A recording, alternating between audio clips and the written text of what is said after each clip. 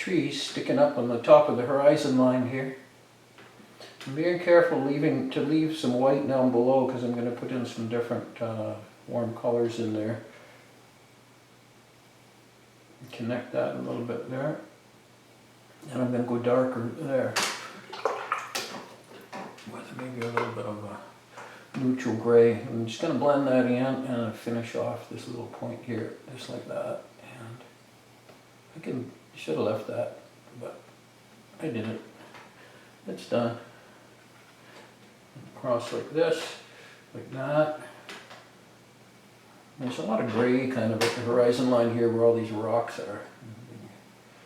It's going to come across here.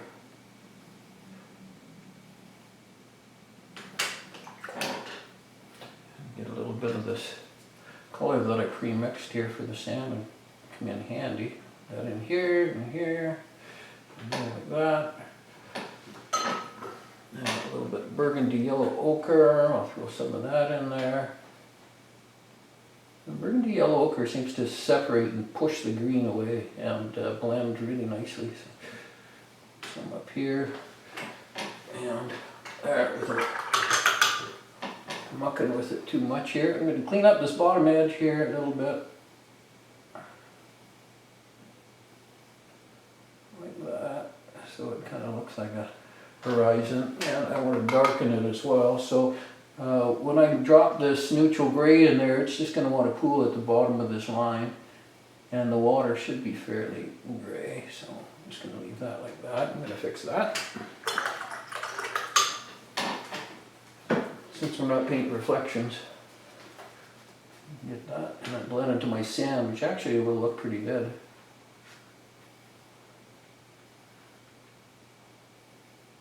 There, like that. And drop in a little bit more of this grayish blue in here because I've ruined that a little bit here. So with these waves in here, I'm just going to put, there's always some dark shadows underneath waves, so I happen to have this blue on my brush here that's been grayed off, so I'm just going to go under here, and it's about the perfect wetness here, dampness of the paper to blend this in pretty much on its own. So I'll do that there, there, and there. And I've got some sepia here, which is actually really nice for getting underneath these little bits here, which can be logs and beach treasures and whatever they are.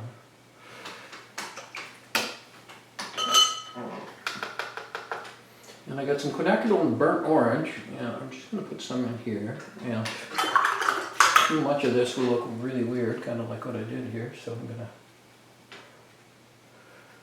clean that up like that, and it'll create some interest. Darken that some more.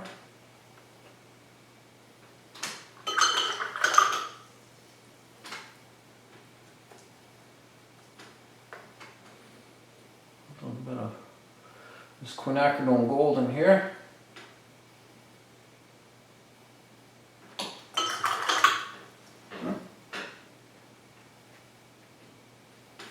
Till it looks right. And I've got some nice purpley mauve color here that I'm going to put into here just to darken things some more.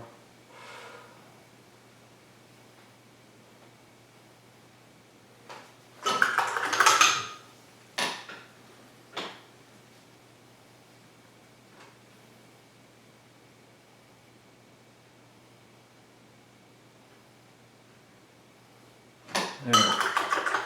I feel like I'm mucking around with it a little bit too much here. I'll let it do what it wants to do.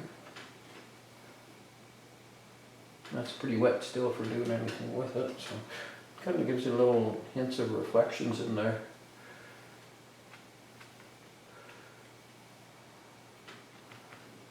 Like that. There, so we got our hints of cloud into here. We got a little darker atmospheric top here because I went darker with the neutral gray mixed in with the cobalt blue, and we got some waves happening right here coming in, and pretty much we're done, except for we can kind of darken things up here. We can put some more detail on the horizon. I'm going to go a little bit darker with some of these trees here, and we'll just see how wet it, if it's still wet enough to do.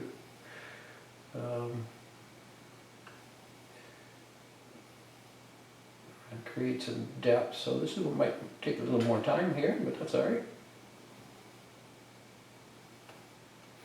So that's a little bit too dry, so what I'm going to do is I'm just going to add some water to the rest of this area here, and I'm going to blend this a little bit there and get rid of that water spot. And so now it'll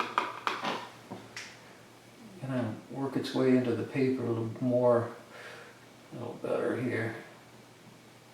So with our lights and darks, it's going to give us some interest in between these two spots here. There's some trees coming down and some coming over here. Now once I paint this, I'll just leave it, and then it'll finish painting itself, and the colors will blend really nicely. I find if you put some trees into here, and you're very careful with just a few of them, you'll have a kind of a suggestion of trees that are more accurate, more realistic. And all these coastal trees are kind of not straight, so we'll have to put our wind-blown crooked ones in there.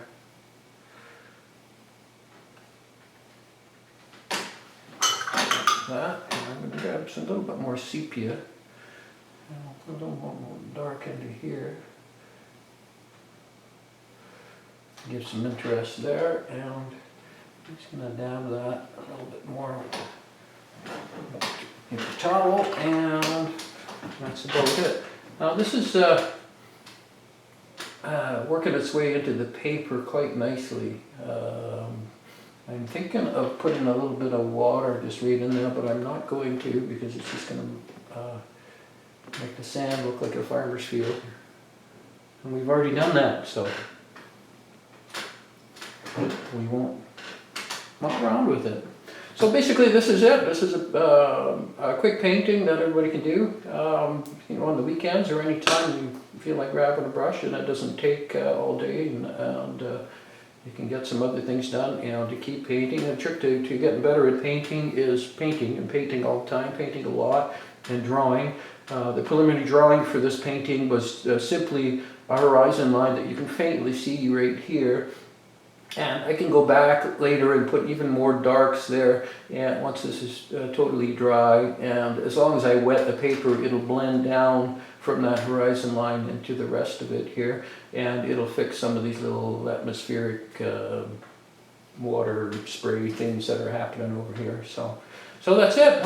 Tune in during the week and subscribe. I'll be putting out more content during the weeks. And I'll try to get at least one painting that takes 10 to 15 minutes published during the weekends there. So if you subscribe and hit the notification bell, you'll get a notice that it's coming out. Thanks for watching. See you next time.